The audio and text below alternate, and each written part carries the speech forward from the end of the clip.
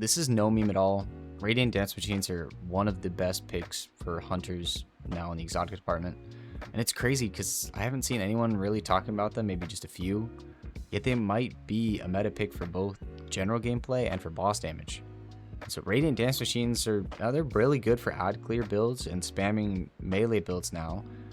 And as well as with just like using forbearance like I was using earlier and just kind of dodge, reload, constantly and never lose the buff. And it's super fun. It reminds me of the old auto-loading meta from like 2019, back during Forsaken year. But that's not even the best part about the exotic now. The best part about it is its boss damage capabilities.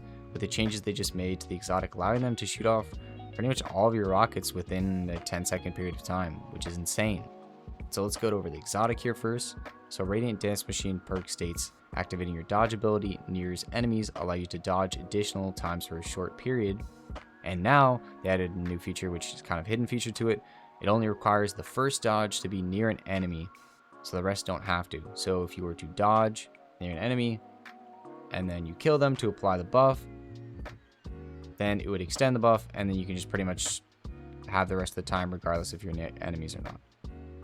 And then also add that in with the new part, defeating targets extends the duration of the additional dodges, and you can then always keep the buff up if near enemies, as long as you're obviously killing them.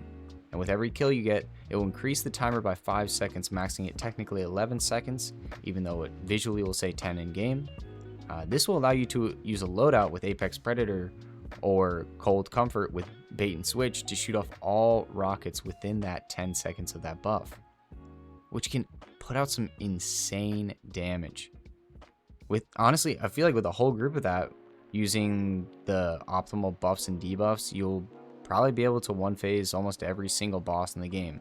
And what you need to do to just kind of set up that cycle is you need to shoot each other 2 weapons at the boss first, dodge, kill a nearby enemy, then shoot your rocket to proc Bait and Switch, and then just dodge rocket until you run out of ammo.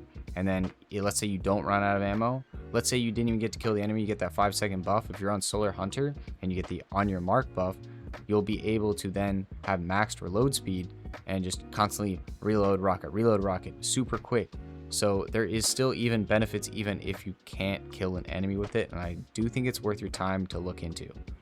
And I just think it's kind of crazy. I haven't seen many people talking about this when it's almost feels like the second coming of the auto-loading meta in the game. And you know, while I do understand that dodging near teammates and shooting rockets might not be the safest strat if you guys are doing rocket DPS, but I mean, hey, if you can find a wall to stand up against, that could probably solve the issue, because then you can just constantly dodge against the wall. But you know, I can see where that might have some problems.